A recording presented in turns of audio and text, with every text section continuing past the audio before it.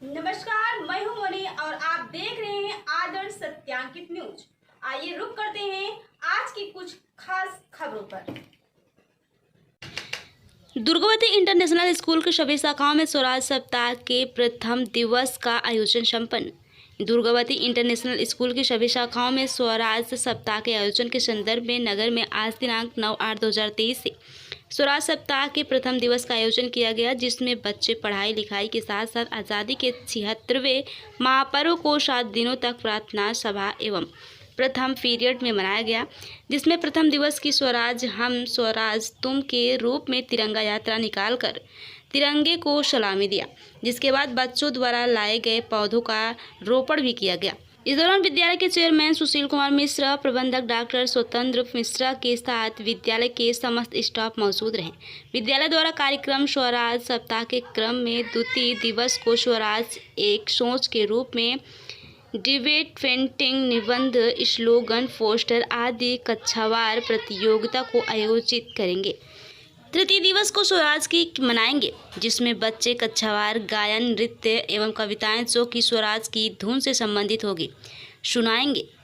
स्वराज सप्ताह के रूप में इसी तरह चतुर्थ दिवस को एक परिचय आज़ादी के दीवानों का, जिसके तहत प्रत्येक छात्र या छात्रा किसी न किसी स्वतंत्रता संग्राम सेनानी के रूप में आकर आज़ादी में उनकी भूमिका के बारे में सबको परिचित कराएंगे।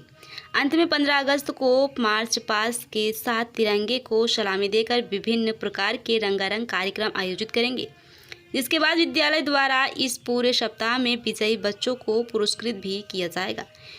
इसी क्रम में एक दिन बच्चे विद्यालय प्रांगण में सघन वृक्षारोपण भी करेंगे।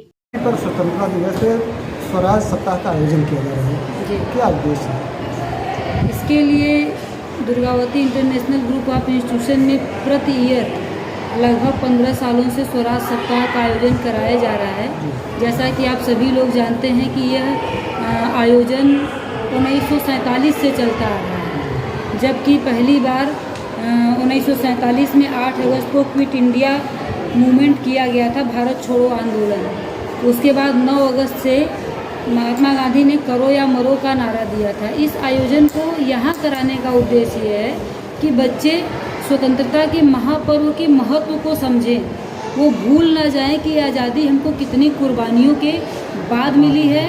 और यह एक तिरंगा जो है वो केवल कपड़े का एक टुकड़ा नहीं है, बल्कि हमारे कुर्बानियों का प्रतिफल है। हमारे वीरों द्वारा, जो वीरांगनाओं द्वारा जो देश में तमाम कुर्बानियाँ दी गई हैं, अपना देश छोड़ा गया, अपना परिवार छोड़ा गया।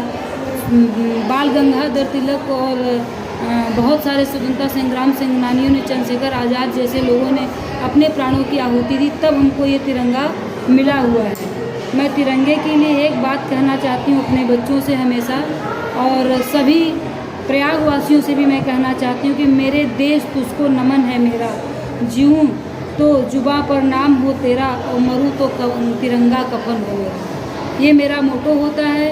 इस एक हफ्ते में हम बच्चों को अलग अलग दिनों पे अलग अलग गतिविधियाँ, जैसे आज स्वराज हम और स्वराज तुम का थीम दिया गया था, जिसमें बच्चों को स्वराज के महत्व को सिर्फ समझाया गया है कि जब हम आज़ाद हैं तो हमारी ज़िंदगी कैसी है, और जब हम गुलाम होंगे तो हमारी ज़िंदगी किस दर्रे पे जाएगी। तो उससे बचाने के लिए हमें हर प्रयत्न करना चाहिए कि हम आज़ाद ही रहें। दूसरे दिन का जब हम बनाएंगे 77वें इस आयोजन के संदर्भ में, उसमें हम बच्चों को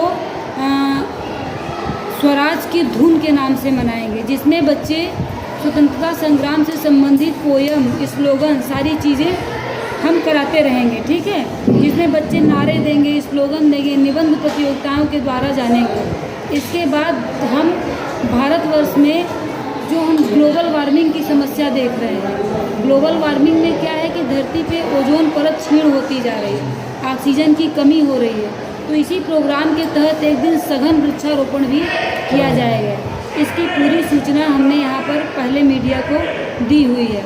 यह कार्यक्रम कराने का अगर हम संक्षेप में बताना चाहें तो सिर्फ उद्देश्य इतना है कि बच्चे आज़ादी के महत्व को समझें, उसको अक्षुण्ण रखें और उसको बचा कर रखें, और जिन्होंने आज़ादी दिलाई है उनके प्रति हमेशा विनम्र रहें, उनके एहसानों और बलिदानों को याद रखें, पीढ़ी दर पीढ़ी इसको हस्तांतरित करते रहें। क्योंकि जब कोई चीज़ के लिए प्रयास हमें नहीं करना पड़ता तो वो चीज़ धीरे धीरे महत्वहीन होती रहती है। तो इसमें विद्यालयों की और अभिभावकों की बहुत बड़ी भूमिका होती है कि अपने देश की इस थाती को हम एक पीढ़ी से दूसरी पीढ़ी तक हस्तांतरित करते हुए इसके सही रूप में इसको हम संभालते रखें। इसी क्रम में हमने एक दिन रखा हुआ है, एक दिन आज़ादी के वीरों के नाम। उसमें सभी बच्चे क्लास वाइज एक एक कैरेक्टर के रूप में आएंगे, चाहे वो चंद्रशेखर आज़ाद हो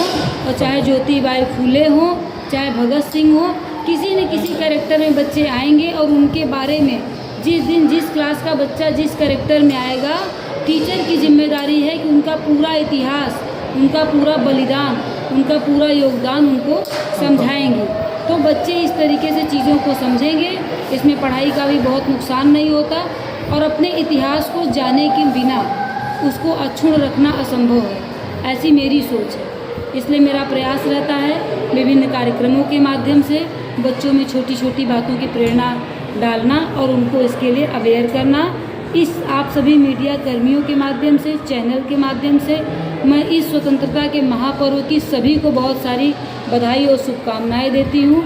और मैं चाहूँगी कि सिर्फ एक निवेदन है कि चाहे हम तिरंगा यात्रा निकालें या ना निकालें, पर हमारे नज़रों में कहीं भी तिरंगे का अपमान हो तो हम उसे बर्दाश्त ना करें, और कहीं भी अगर हमें तिरंगा अपमानित मिले उसको उठा करके, संजो कर, संभाल कर अपने घरों में रखें, उसे सम्मान प्राप्त कराएं।